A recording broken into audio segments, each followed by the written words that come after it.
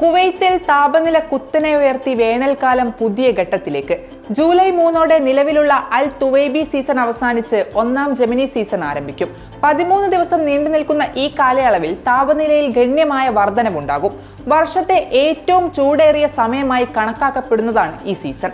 താപനിലയിൽ ഗണ്യമായ വർധന, വരണ്ട കാലാവസ്ഥ, കടുത്ത ചൂടുള്ള കാറ്റ് എന്നിവ ഒന്നാം ജെമിനി സീസന്റെ സവിശേഷതയാണ്. ഈ സീസണിൽ സൂര്യന്റെ തീവ്രത അതിന്റെ ഉച്ചസ്ഥായിലെത്തും. സൂര്യന്റെ ചലനത്തിലും ചരിവിലും മാറ്റങ്ങൾ പ്രകടമാകും. ജ്യോതിശാസ്ത്രപരമായി സൂര്യൻ അതിന്റെ വടക്കേ അറ്റത്തു നിന്ന് അകന്നു പോകാൻ തുടങ്ങുകയും ക്രമേണ തെക്കോട്ട് ഭൂമധ്യരേഖയിലേക്ക് നീങ്ങുകയും ചെയ്യും. സൗരചന്ദ്ര കലണ്ടറുകളിൽ ഈ കാലയളവിനെ അൽ ഹക്ക എന്നാണ് വിളിക്കുന്നത്. പിറകെ രണ്ടാം ജെമിനി സീസണിന് തുടക്കമാകും. 13 ദിവസം നീണ്ടു നിൽക്കുന്നതാകും ഇതും. ജെമിനി രണ്ടാം സീസണിൽ പകലിന്റെ ദൈർഘ്യം വർദ്ധിക്കും. കൊടും ചൂടും ചൂടുള്ള വടക്കൻ കാറ്റും ഉള്ളതിനാൽ ബഹൂറ വേനൽ എന്നാണ് ജെമിനി രണ്ടാം സീസൺ അറിയപ്പെടുന്നത്. ഈ സീസണിൽ രാത്രിയിൽ പോലും ശക്തമായ കാറ്റും ഈർപ്പവും താപനിലയിൽ വർധനവും ഉണ്ടാകും.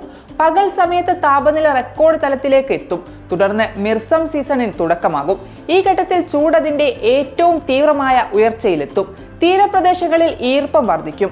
ഓഗസ്റ്റ് അവസാനത്തോടെ മിർസം സീസൺ അവസാനിക്കുകയും താപനില ക്രമാനുഗമമായി കുറയുകയും വേനലിന്റെ അവസാനത്തെ അടയാളപ്പെടുത്തുകയും ചെയ്യും.